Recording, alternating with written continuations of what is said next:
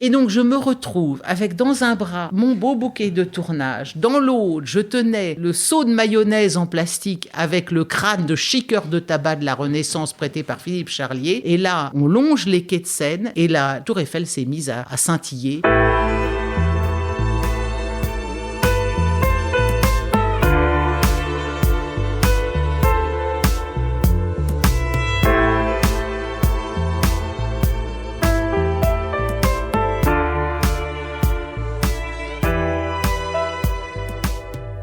Parlons plus bas. Podcast réalisé et présenté par Anthony Chenu.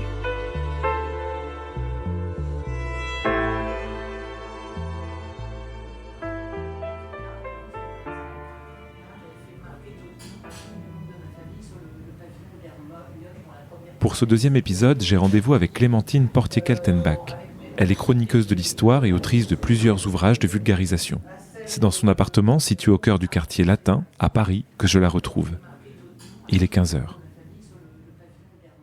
Alors nous trouvons dans mon salon où ce qui frappe le visiteur, c'est la présence des livres. Il y a des livres absolument partout, sur tous les murs. Il y en a non seulement sur tous les murs, mais aussi sous nos pieds dans une malle. Je ne sais plus quoi faire des livres. Je suis incapable de donner un livre et je suis incapable de résister au plaisir d'en acheter des neufs, d'en recevoir. J'en reçois beaucoup.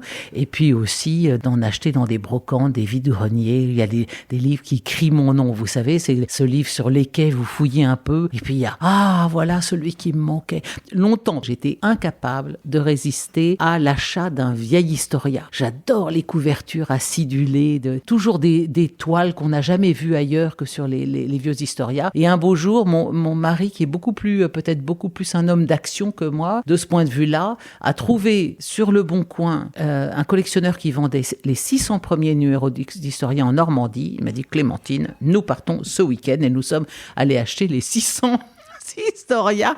Et donc maintenant, je les ai et à la fois, je contemple leur couverture avec ravissement, mais avec aussi une certaine forme de mélancolie parce que, ça y est, je les ai tous. Vous voyez, comme un enfant dans une boulangerie qui regarderait des sucres d'orge et on lui offre le paquet. Alors, c'est évidemment moins sexy, finalement. Donc, beaucoup de livres, un environnement qui a quelque chose de très daté. D'abord parce que cet immeuble est un immeuble haussmannien, donc il vous impose un certain style avec ses hauts de glace et ses grandes cheminées de marbre rouge, mais dans un style très Napoléon III, parce que je crois que c'est plus fort que moi. J'ai beau m'extasier sur les intérieurs dépouillés, austères et modernes, je ne peux vivre que dans du pompon, du velours, des soies froissées pour les abat-jours, des fleurs et des carreaux et ce genre d'intérieur anglais où on ne sait pas si c'est très joli, très réussi ou très laid. Et on balance constamment entre les deux et moi, c'est exactement ce qui me plaît. Et du velours rouge, du velours jaune, et on est totalement dans le style éclectique de la fin du 19e où tout d'un coup, vous avez l'impression qu'il y a une vague harmonie, puis hop, là vous allez voir une lampe bleu canard, vous demandez ce qu'elle fait là, mais on voit que ça. Il y a ça, et j'en termine avec aussi quelques objets qui constituent mon petit musée personnel, c'est-à-dire un boulet d'Austerlitz,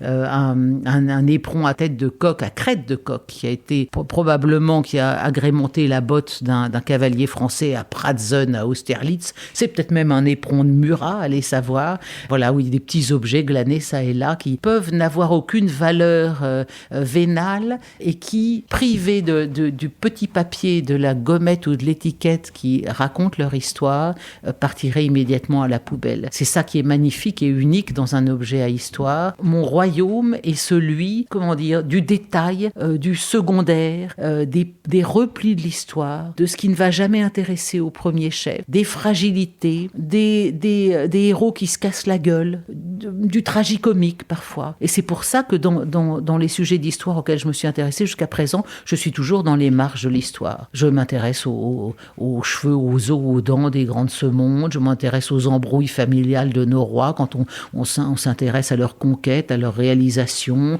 Moi, je vais toujours regarder par derrière, c'est ce qui me plaît. Et rien ne me plaît davantage qu'un héros qui se croit arrivé et badaboum, et c'est la fin des haricots, et ça me plaît bien. Si je vous demande de nous raconter vos origines, jusqu'à quelle époque l'historienne que vous êtes se doit de remonter pour les expliquer ? Je pense que dans toutes les familles, il y a de hautes têtes. Celles dont on raconte l'histoire le soir au coin du feu, ça n'est pas forcément les personnalités les plus prestigieuses. Et dans mon cas, l'influence de ma famille paternelle a été très forte, c'est-à-dire le côté protestant de mes origines. Et les hautes figures de notre histoire familiale, ce sont à la fois un pasteur et son fils, et un pasteur qui a pour particularité d'avoir eu des responsabilités dans le synode, c'est-à-dire la réunion des églises interdites à l'époque, avant l'édit de tolérance. L'édit de tolérance, c'est 1787. Auparavant, il n'y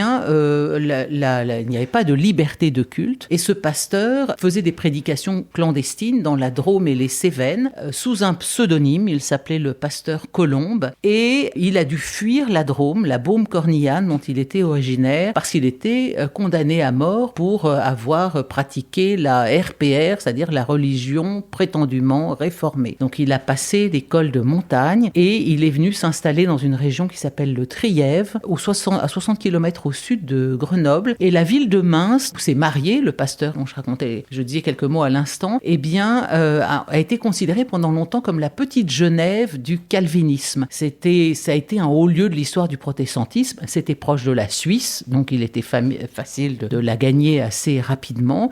C'est un village qui fait partie de ce qu'on appelle la route des Huguenots. Donc on passait dans ces environs de ce Trièves, de ce Vercors pour aller en Suisse. Et donc ce pasteur, il a eu un fils qui est né dans un tout petit village qui s'appelle Trimini en Trièves. C'est vraiment le bout du monde. Et cet homme-là, il est devenu médecin, et à la faveur de la Révolution, c'est pour ça que cette période de la Révolution, on voudrait pouvoir la survoler sans en être, parce que c'est à bien des égards, ça n'était pas une promenade non plus. Mais elle a permis des destins extraordinaires. Eh bien, mon aïeul, Jean Béranger, il était donc destiné à être médecin. Il avait fait des études de médecine à Montpellier. Et puis, au moment de la Révolution, il a été arrêté, comme bien des gens, il y a eu la loi des suspects, vous savez. Il a échappé à la mort le 9 Thermidor. Et là, il s'est mis en tête de faire de la politique. Et il est devenu le plus jeune député du Conseil des 500. Sous le Directoire, il y a 2 instances législatives. Aujourd'hui, on a l'Assemblée nationale et le Sénat. À l'époque, c'était le Conseil des Anciens et le Conseil des 500. On était un peu dans l'imitation, vous savez, avec des symboles très très proches de ce qu'étaient les symboles romains. La Révolution était très friande de ça. Il y avait les faisceaux des licteurs, on se donnait tous des noms romains, Anacarsis, Anaxagoras, il n'y avait rien de plus chic que d'avoir un nom romain. Bon, donc les symboles, et même le costume du Conseil des Anciens, c'est des grandes capes rouges avec une espèce de toque un peu ridicule. Bref, mon aïeul, lui, Jean Béranger, a fait partie du Conseil des Anciens, des 500, il était tout jeune, il était même un des plus jeunes. Il est celui qui a rédigé et fait entériner par le Conseil des 500 l'acte d'acceptation du coup d'État du 18 Brumaire. Donc il était dans cette espèce de petite coterie de ceux qui ont soutenu Bonaparte au tout début, et alors là, promotion stratosphérique, comme tous ceux qui l'entouraient, comme fait n'importe quel homme politique, qui va récompenser ses affidés, ceux qui l'ont aidé et qui ont contribué à ce qu'ils prennent le pouvoir. Et donc cet aïeul né à Trémini, qui devait être médecin, il s'est retrouvé conseiller d'État, il s'est retrouvé patron directeur de la caisse d'amortissement, et voilà, il a connu une promotion tout à fait incroyable. Mais ce sont des destins comme seuls les révolutions les rendent possibles. Ça n'arrive, sinon, voyez, nous on est assez plan-plan dans nos charentaises, il va pas nous arriver grand-chose, hein. Mais à l'époque, les destins se jouent, et se jouent aussi parfois pour le pire, parce que ça peut finir très mal, sauf si votre tête est sauvée parce que celle de Robespierre vient de tomber, et ça a été le cas de mon ancêtre. Mais voyez, je pense que dans toutes les familles, vous avez toujours une tête, et ça peut être, moi je vois du côté de ma mère, beaucoup plus modeste, les hussards noirs de la République, qui étaient tous des enfants, 11 enfants, d'un père qui était agriculteur à Valençay. Il devait être métayer du duc de Talleyrand, à qui il avait fait un procès parce que Talleyrand venait avec sa chasse à courre dans ses champs, donc il n'était pas content du tout. Ça se passe à la fin du 19e, c'était une grande gueule, et c'était un paysan, et moi je suis très fière de je pense que de toute façon, vous savez, les mélanges, c'est toujours plus intéressant. C'est plus intéressant d'avoir d'un côté des grands-parents ou arrière-grands-parents qui ont fait le Front populaire, et de l'autre, c'était des grands bourgeois protestants, et ça fait des mélanges plus intéressants, ce qui est homogène et sans surprise, hein. Vous vous rendez compte combien on laisse de côté de nos ancêtres, parce que si on va simplement au niveau de nos arrière-grands-parents, ils sont 16 déjà. Est-ce que vous les connaissez tous les 16 ? Oh non. Eh ben moi non plus, pas du tout. Donc c'est terrible, mais évidemment certains sont évacués parce que ils ont peut-être pas laissé grand-chose, ou une arrière-grand-mère des recettes de cuisine, mais quand il y en a un qui a fait, ou même ça pourrait être celui qui m'a raconté ça récemment, une dame qui me disait que son mari avait 16 ans à la Libération et qu'il est allé sonner les cloches de Notre-Dame. Ça suffit pour marquer une vie. C'est notre grand-père qui a sonné les cloches de Notre-Dame. Ils étaient plusieurs, parce que c'était compliqué de sonner les cloches de Notre-Dame. Mais voilà, il n'y a pas grand-chose pour avoir un titre de gloire qui fait que la mémoire de votre vie est transmise de génération en génération. Quand je vous ai proposé de vous raconter plus personnellement dans cet exercice de Parlons plus bas, vous avez semblé un peu étonné. Est-ce que c'est un exercice que vous redoutiez, vous, de parler plus de vous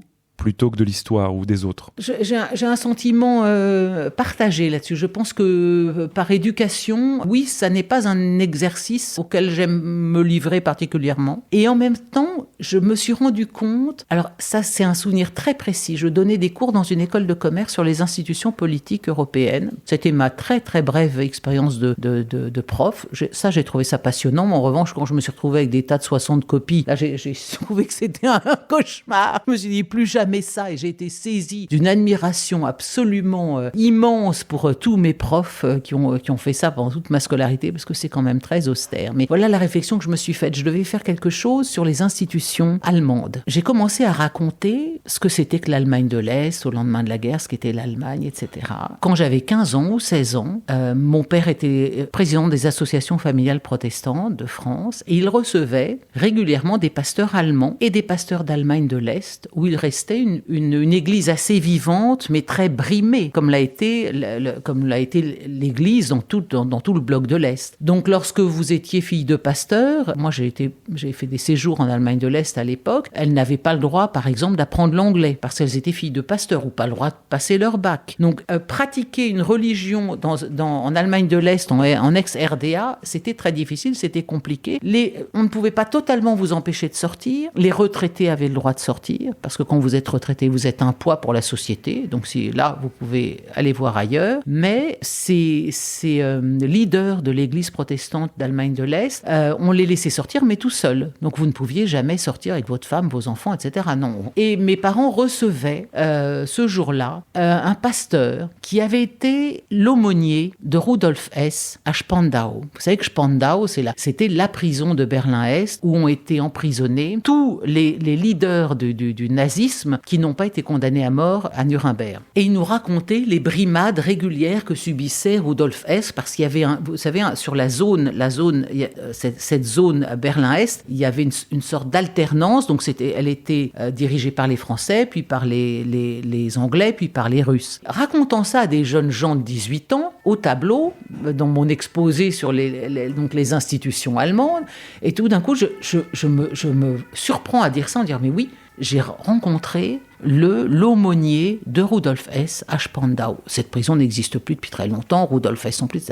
Et là, tout d'un coup, j'ai pris comme une douche froide, une espèce de prise de conscience de mon âge, qui fait que cette guerre, Rudolf Hess, le nazisme, c'est 45, mais moi je suis né en 62, ça n'est jamais que 17 ans après. Quand vous en avez 60, 17 ans, vous mesurez à quel point ça n'est rien du tout. Vous prenez conscience de choses de façon très, très, très brutale. Comment il n'y a que 20 ans entre la boucherie de 14-18 et celle de 40 où on explique à une génération d'hommes, ça y est les gars, vous avez perdu tous vos oncles et frères pendant la dernière guerre, maintenant il faut remettre ça. On ne peut le comprendre que quand soi-même on a déjà une vie derrière soi, on a déjà des enfants, on voit ce que c'est qu'un gamin de 17 ans qui va être appelé sous les drapeaux. Bon. Et là, j'ai pris comme une douche froide, ça, je me dis, mais voilà Clémentine, toi tu peux raconter que t'as connu l'aumônier de Rudolf Hess à Spandau. Je me suis dit, mais tu es toi-même en voie de devenir un monument historique. Donc, pour répondre à votre question, je suis pas une grande fanat du discours à la première personne où je fais ci, j'ai fait ça, mais en revanche, en effet, toujours quand une vie s'inscrit dans une histoire, dans une période, et il vient un moment, vous savez, quand on dit c'est dans les vieilles marmites qu'on fait les meilleures soupes,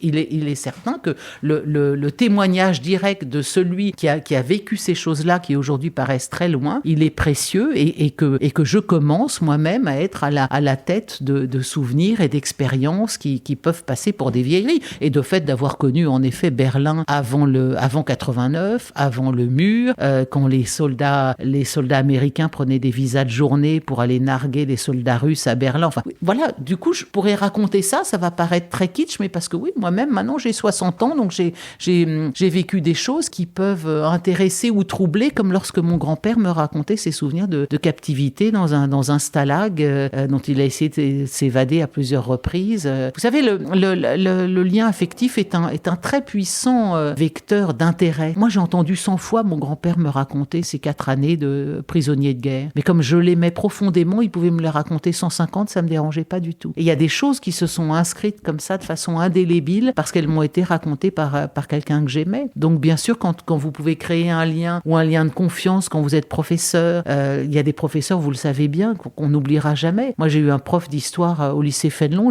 C'est les seuls cours d'histoire que j'ai gardés sont les siens. Un cahier vert, un cahier rouge, Clairefontaine, je revois encore la montée des périls, le fascisme, Hitler, etc. C'était tellement bien enseigné, c'était tellement vivant, c'était que je pense que je lui dois une partie de mon engouement pour l'histoire, sans aucun doute. Le rapport que vous aviez à l'histoire enfant, il est principalement dû au récit, à ce que vous racontez votre grand-père justement sur ses expériences, ou est-ce qu'il y avait d'autres expériences de l'histoire ? Vous savez, j'ai dû remettre un prix il y a quelques années, c'était le prix du youtubeur en histoire. Et j'ai dû faire un petit compliment et je me suis adressée il y avait beaucoup de monde dans la salle, beaucoup de jeunes. Et je me suis adressée à eux en disant, écoutez, présentez-moi vos parents parce que je voudrais savoir, mais comment ont-ils fait pour vous intéresser à l'histoire ? À ma génération, on sait que par quoi c'est passé. C'est passé par Alain Decaux, c'est passé par Les Rois Maudits, c'est passé aussi par... Moi, j'avais une bande dessinée qui s'appelait L'Histoire de France avec le sourire. J'ai adoré cette BD. Donc, mes premiers repères historiques, ils se sont faits à travers une bande dessinée. Et puis, c'est passé aussi, bien sûr, beaucoup par la transmission familiale, parce que mon père avait fait des études d'histoire, notamment, et qu'à 15 ans, il m'a mis dans les pattes les 6 ou 7 tomes des Rois Maudits, Sino et l'Égyptien de Mika Valtari, l'Alexandre le Grand de Maurice Druon, les Mémoires d'Adrien, voilà. Et il m'a dit, maintenant, ma fille, tu lis ça. Et j'ai adoré ça. J'ai vraiment adoré ça. Simplement, entre aimer l'histoire et savoir qu'un jour, on deviendra un peu un raconteur d'histoire grand public à la radio ou à la télé, on peut pas le savoir du tout. Moi, j'ai envoyé, je pense, j'avais 9 ans ou 10 ans, et c'est un rêve qui est d'une clarté et d'une débilité profonde aussi, mais j'ai rêvé que j'allais à Versailles avec la 404 Bordeaux de mes parents, et je vois Louis XIV dans son costume, magnifique costume vous savez, de la toile de Hyacinthe Rigaud, avec sa grande perruque et son manteau d'hermine, et je lui dis, sire, et je lui montre ma 404 en lui disant, sire, regardez, comme cet objet va nous faciliter la vie, et j'emmène, et c'est moi qui suis au volant, qui plus est, alors je pense j'ai 9 ou 10 ans, et j'emmène le Louis XIV à Lyon. Alors voilà, alors pourquoi à Lyon ? Je ne sais pas, vous allez voir, on va y aller très très vite, alors pour vos armées, ça va être extrêmement pratique. Tout d'un coup, ma 404 prend son élan, et nous nous envolons. Donc si vous voulez ça, à 9 ou 10 ans, quand vous voyagez en 404 avec Louis XIV, c'est que vous êtes... Bon, je suis une très très grande mélancolique. Moi, je supporte pas d'écouter Barbara, d'écouter... Vous voyez, à la fois, je suis quelqu'un d'assez...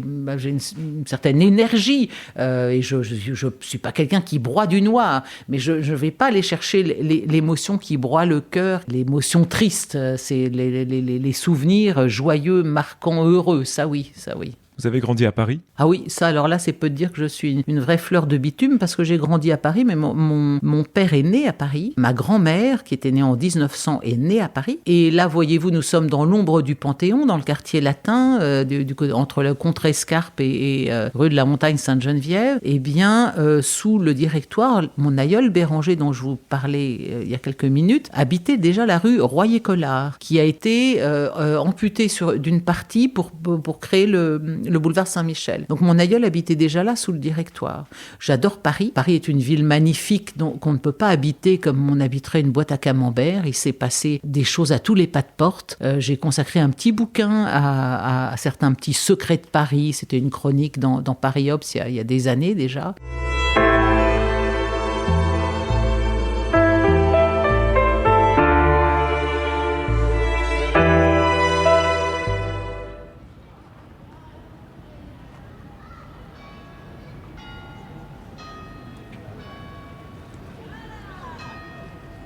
Non mais regardez ce jeune homme là, il est en train d'éparpiller des chips par terre comme ça. Bon, voilà, Paris sera toujours Paris. Là, nous sommes dans la rue du Cardinal Lemoine. C'est une rue qui est extrêmement riche et c'est même très poignant parce que dans ce vieux Paris, il n'y a pas un pas de porte où il ne se soit pas passé quelque chose. Alors là, nous sommes vers le 70 rue du Cardinal Lemoine. Au 67 a vécu ces derniers moments le philosophe Blaise Pascal. Il logeait dans le quartier chez sa sœur, il est mort chez sa sœur et c'est pourquoi d'ailleurs il a été inhumé dans la très jolie petite église Saint-Étienne-du-Mont qui se trouve juste à côté du Panthéon. Nous passons devant une petite allée privée extrêmement charmante. Il y a une copropriété là qui est dans la verdure et les arbres. Ici a vécu Valéry Larbaud, le poète, et il avait reçu chez lui James Joyce. Et James Joyce a écrit ici, rue du Cardinal Lemoine, Ulysse, je lis la plaque d'ailleurs, son roman Ulysse, ouvrage majeur de la littérature du XXe siècle. Donc vous voyez, en quelques pas à peine, Anthony, nous avons déjà croisé Pascal qui habitait au 67, Valéry Larbaud et James Joyce au 71. Nous sommes maintenant au 73, où vécut Paul de Chomedey, un religieux qui a fondé la ville de Montréal au Québec. Nous allons remonter un tout petit peu plus et nous allons tomber non seulement sur Hemingway, l'immeuble où a vécu Hemingway lors de l'un de ses séjours parisiens. Cet immeuble fait face à une petite rue charmante, la rue Rollin. Rue Rollin a vécu Bernardin de Saint-Pierre, auteur de Paul et Virginie, a vécu Fondane, un poète qui est mort en déportation pendant la dernière guerre, a vécu également René Descartes. À chacun de ses séjours parisiens, il venait là, rue Rollin, et le collège de philosophie a fait déposer une plaque en souvenir des différents séjours de René Descartes à Paris, au quartier latin. Si on arrive sur la place de la Contrescarpe, eh bien on sait que c'est là que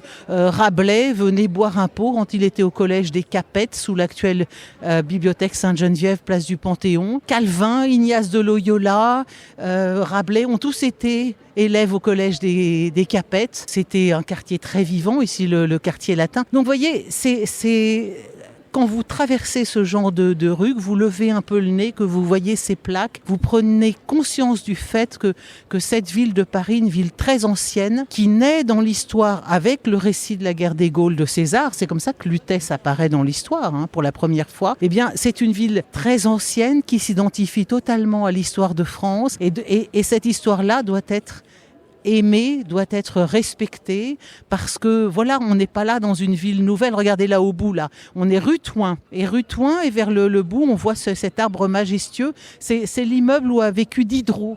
Donc vous voyez, à la fois, bien sûr il faut vivre avec son temps, bien sûr il faut être tourné vers l'avenir, vers la modernité, bien sûr il faut des beaubourgs, des grandes arches de la Défense, des musées du Quai Branly et des immeubles modernes et des fusées Ariane, mais eh bien ce passé, il existe aussi, nous en sommes les héritiers, c'est un héritage précieux qu'il faut chérir et qu'il faut transmettre. Regardez les journées du patrimoine, il y a un monde fou partout, devant le Sénat, devant l'Assemblée, devant l'Élysée, devant la moindre église, devant les lycées, les gens se précipitent. Moi, à chaque fois, ça me met en joie. C'est le jour de l'année où surtout je ne sors pas de chez moi, paradoxalement, mais ça me fait tellement plaisir de voir ça. Ça dément tellement l'affluence dans ces moments-là, l'affluence dans les expositions. Ça dément toute cette impression qu'on a et que fausse la télévision, qu'on est dans une période d'appauvrissement intellectuel, d'abrutissement, d'acculturation. C'est pas vrai. Il y a aussi les gros bataillons des gens qui s'intéressent, qui cherchent à confronter les informations, qui cherchent le beau, qui cherchent ce qui nous élève dans la vie. Moi, j'en suis convaincu. Je suis peut-être un peu ravi de la crèche. Est-ce que c'est vrai ? C'est peut-être de mon âge. Et finalement, ce que vous faites avec des livres comme les Secrets de Paris, vous faites un peu comme ce que faisait George Sand en 1867, de passer de square en square pour raconter un peu son Paris. Oui, c'est vrai, vous avez raison, elle aimait beaucoup les arbres. Et j'avais fait une chronique, d'ailleurs, je possède ce guide, l'édition originale du guide 1867. Imaginez un guide qui serait fait exclusivement par les plus grands auteurs de l'époque. Donc la préface était de Victor Hugo, me semble-t-il. Dans les participants, il y avait Alphonse Karr, il y avait Théophile Gautier, il y avait donc George Sand. Et George Sand s'était consacré en effet au square. Elle adorait les arbres. D'ailleurs, il n'est que de voir sa maison de Nohant. Elle adorait la nature, elle adorait les arbres. Et il y a un arbre, alors oui, il y a un arbre pour lequel elle avait une passion, c'était le saule pleureur. La rue Descartes où nous arrivons se trouve la maison où est mort Verlaine. Et Verlaine fréquentait assidûment tous les bistrots du quartier latin. C'était un très grand consommateur d'absinthe, on le sait. C'était un alcoolique patenté, un alcoolique qui battait sa femme. Alors il a écrit des poèmes très délicieux, notamment le ciel est par-dessus le toit si bleu, si calme. Mais c'était un vieux pochetron en réalité, Verlaine. Eh ben il est mort prématurément parce qu'il devait avoir la cinquantaine, je pense. C'était là. Il y a une plaque. Vous allez voir, on va passer devant. Alors vous savez que dans Paris, il y a plus de 3000 plaques. Je me demande si on n'a pas même 3500. Et la mairie de Paris, il y a des années, il y a peut-être 20 ans, les avait faites répertorier par des scouts qui s'étaient disséminés dans tout Paris pour les... Alors là, vous voyez, par exemple, nous passons enceinte de Paris, élevée par Philippe Auguste. Il n'y a plus rien à cet endroit-là, mais comme vous l'avez vu, dans la rue Clovis, il y a un petit rogaton de la muraille. On va passer devant la dernière demeure de Verlaine, se trouve ici. À l'église Saint-Étienne-du-Mont est également inhumé Jean Racine, le tragédien. Et nous sommes allés avec Philippe Charlier. Voilà, déjà nous passons donc devant cet immeuble. Ici, est-ce qu'on la voit la plaque? Oui. Dans cette maison est mort le 8 janvier 1896 le poète Paul Verlaine, né à Metz le 30 mars 1844. Hommage des amis de Verlaine, 29 juin 1919. Donc de 96 à 44, qu'est-ce que j'ai dit qu'il était mort à 50 ans? Eh ben voilà, il est mort à 50 ans. Donc nous sommes allés, disais-je, à Saint-Étienne-du-Mont, la visiter de nuit, et nous sommes allés avec Philippe Charlier et Franck Ferrand essayer de trouver la dépouille de Pascal. Et alors Philippe Charlier nous a dit qu'il fallait qu'on cherche un crâne en carène. Il semblerait que Blaise Pascal avait un crâne en carène. Bon, et on ne l'a pas trouvé. On a trouvé des quantités d'ossements mérovingiens et malheureusement pas. Mais enfin, les ossements de Blaise Pascal achèvent de se dissoudre dans le sol de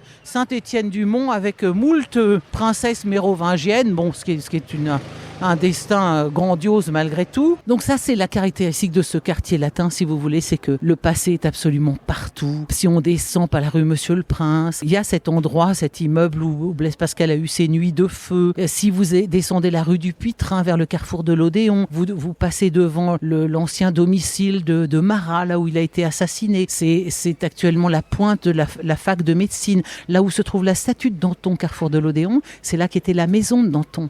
Et la maison a disparu quand on a percé le boulevard Saint-Germain. De l'autre côté, à 50 mètres, habitait Guillotin. Le passage Saint-André-des-Arts, c'est là que Marat faisait imprimer l'Ami du peuple. Et Beaumarchais habitait dans la rue de Médicis. Aujourd'hui, on voit d'ailleurs le monogramme PAC. Il attendait là, dans un bistrot au Procope, la première de sa pièce. Donc, vous voyez, c'était tout petit Paris, en fait. Et toute la Révolution française, elle se passe là et un peu sur la rive droite. Mais tout se passe dans un mouchoir de poche. D'Artagnan habite quai de la Grenouillère. Et tous ces personnages historiques, vous êtes dans Paris constamment sur leurs pas. Vous allez vers le Louvre. Aujourd'hui, on peut cueillir des herbes. Il y a une petite paire de ciseaux là dans le jardin des Tuileries, mais c'est là que Henri IV faisait pousser ses asperges parce que c'était son légume préféré. Alors là, vous allez dire, cette dame est vraiment trop mélancolique, mais il y a quelque chose d'oppressant dans tout ça et de magnifique, parce que vous savez ce que disait, et je pense que ça serait peut-être la meilleure façon de conclure mes élucubrations, c'est ce que disait Malraux en parlant du patrimoine et de la nécessité de le protéger, et en parlant des jeunes générations. Il disait, ces pierres leur appartiennent du moment qu'ils les aiment. Retour chez Clémentine Portier-Kaltenbach.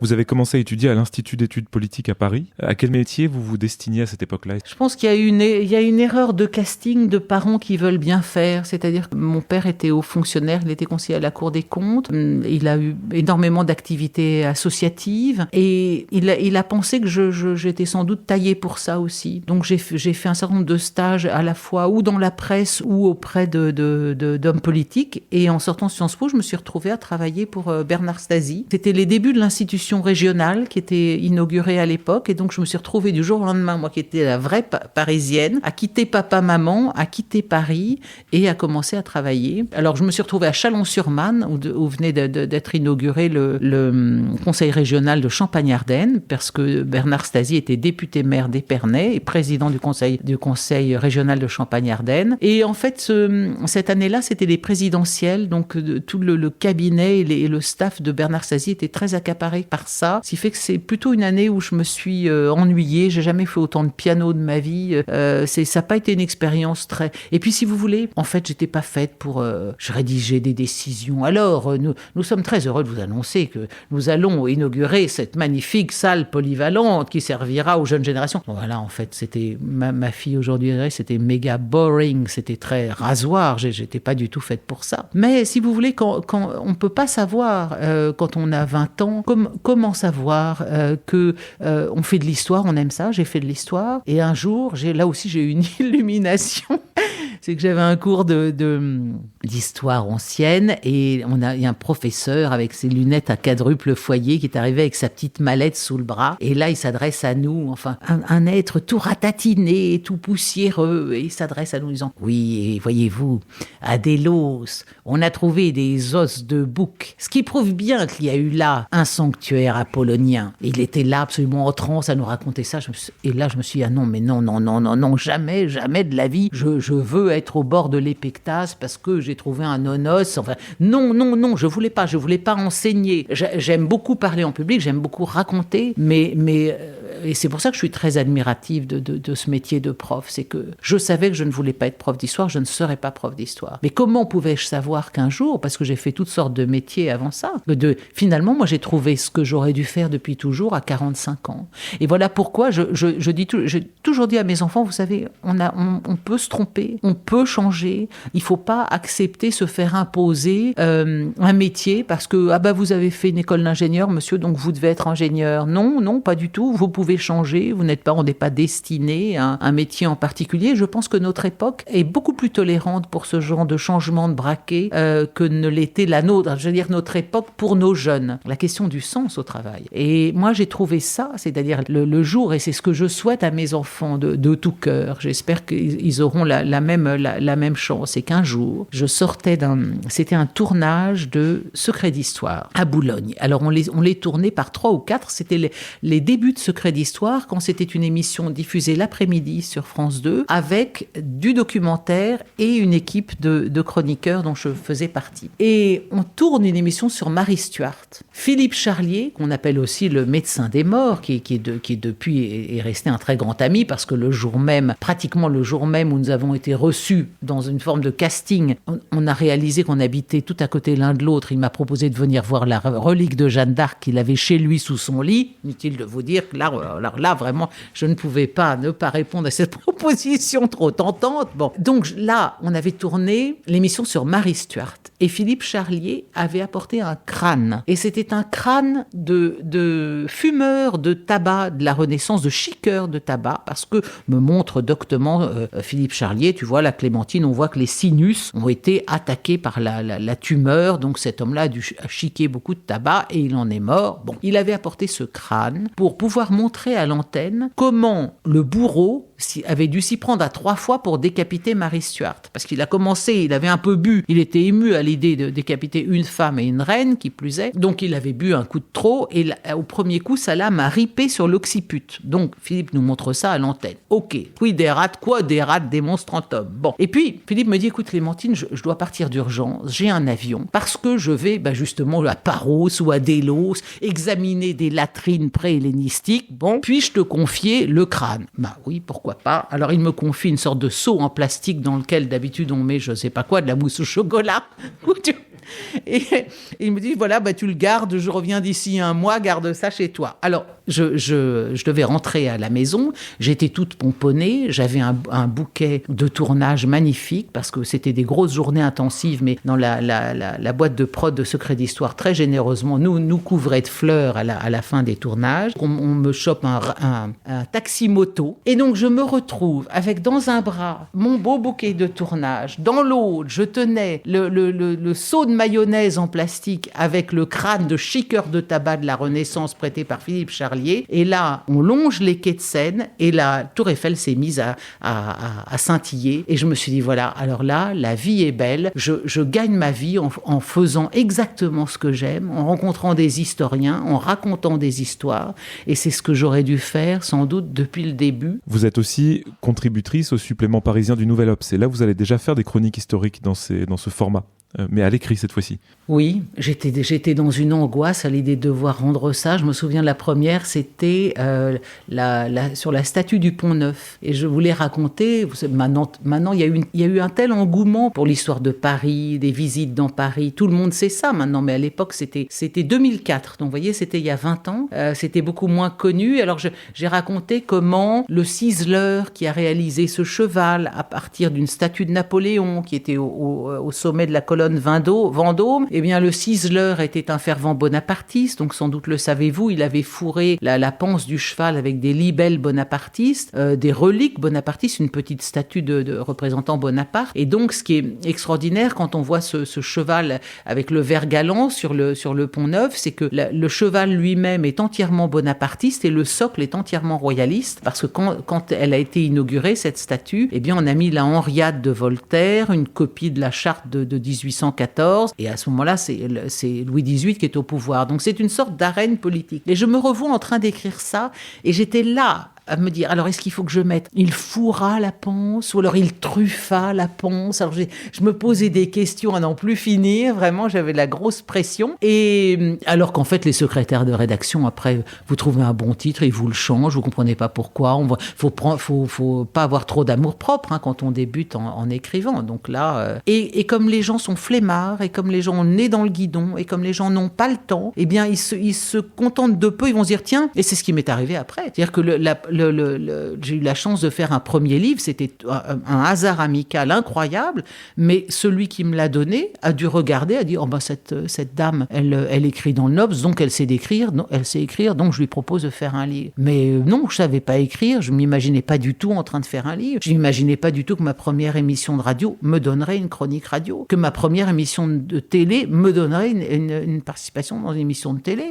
Et en télé, c'est un environnement très spécial où moi je suis arrivé par bonheur sur le tas, parce que vous croisez des gens dont la principale compétence est de lire un prompteur. Ils font pas une opération à cœur ouvert, ni vous non plus.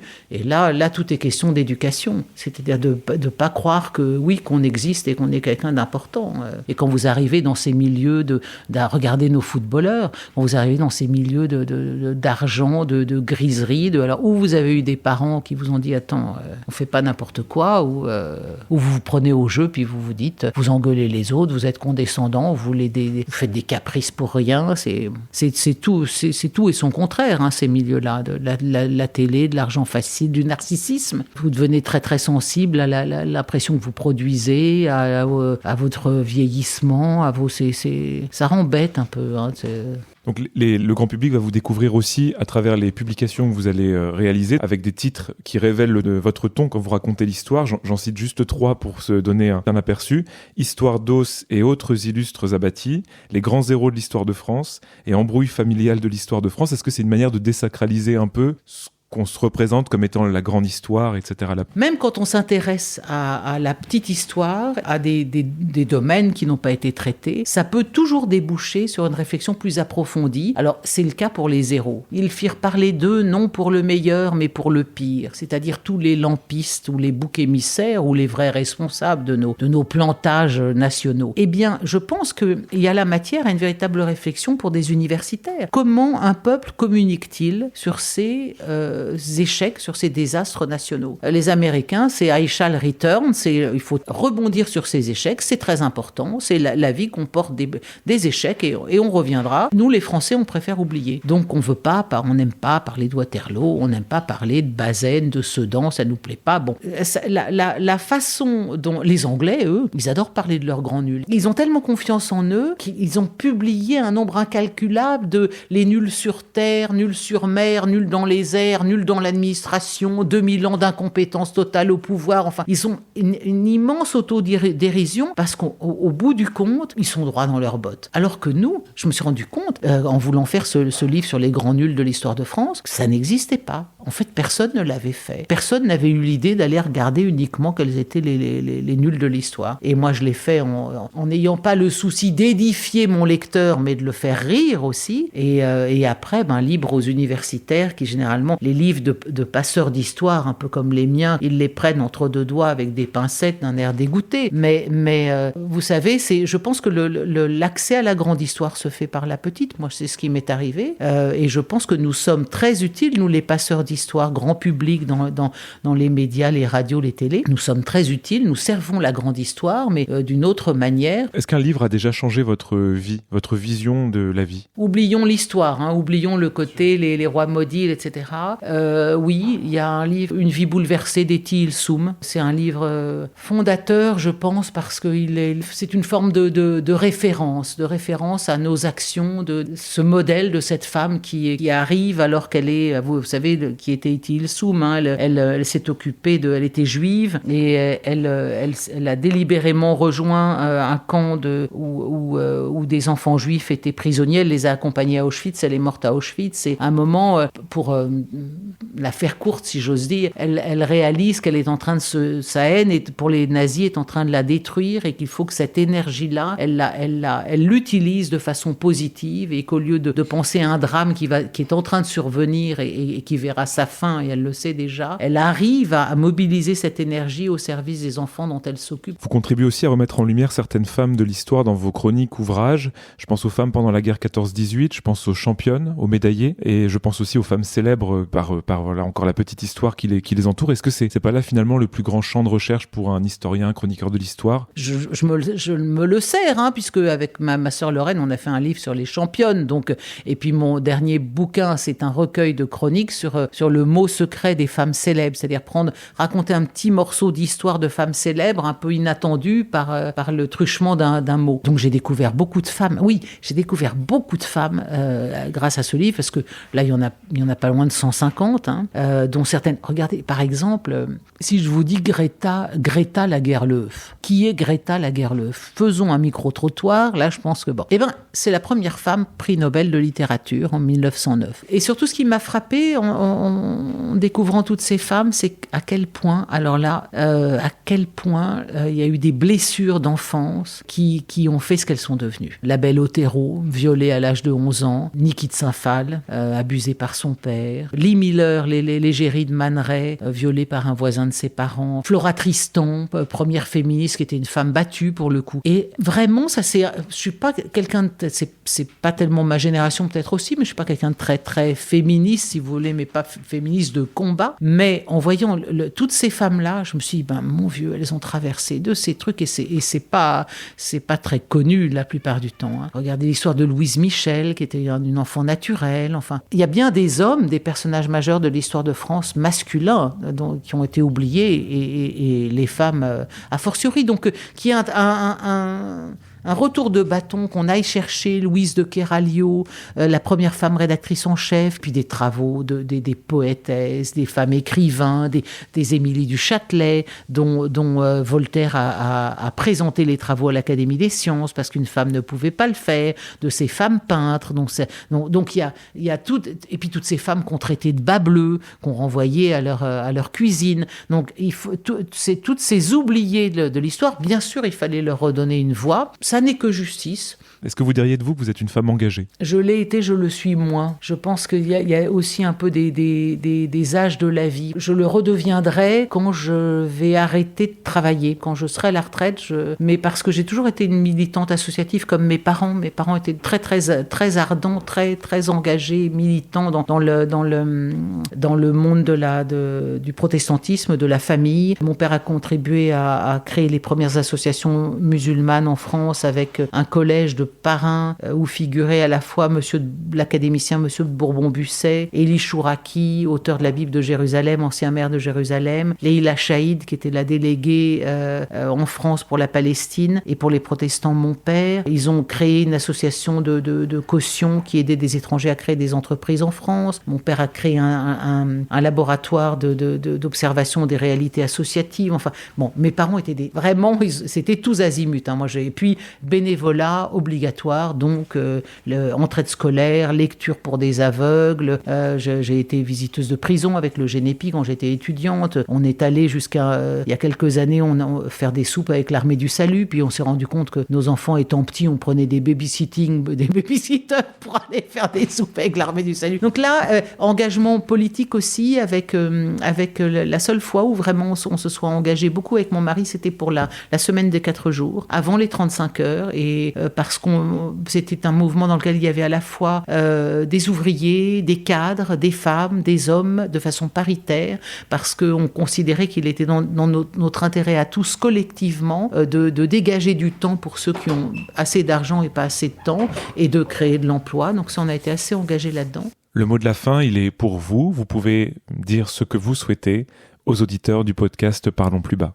Je pense que les auditeurs de podcasts qui aiment l'histoire savent à quel point il est précieux de la connaître, de savoir d'où on vient, et que c'est un précieux viatique pour savoir où aller, pour savoir que rien n'est nouveau en ce bas monde, que si vous et moi, Anthony, on se baladait sur les pentes de l'Acropole et qu'on croisait Socrate, on pourrait se faire tout petit parce qu'on est vraiment des poux et des couillons.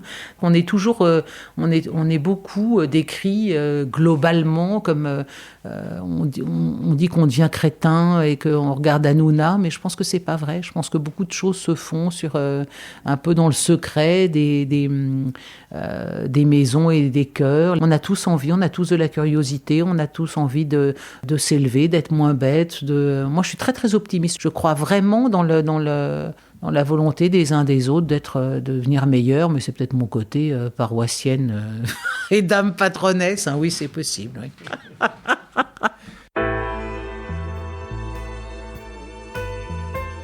Vous venez d'écouter un épisode du podcast Parlons plus bas. Cette émission est disponible sur toutes les plateformes d'écoute. Réalisation Anthony Chenu. Voix off Justine Leroux. Pour échanger avec nous, rendez-vous sur le compte Instagram de l'émission.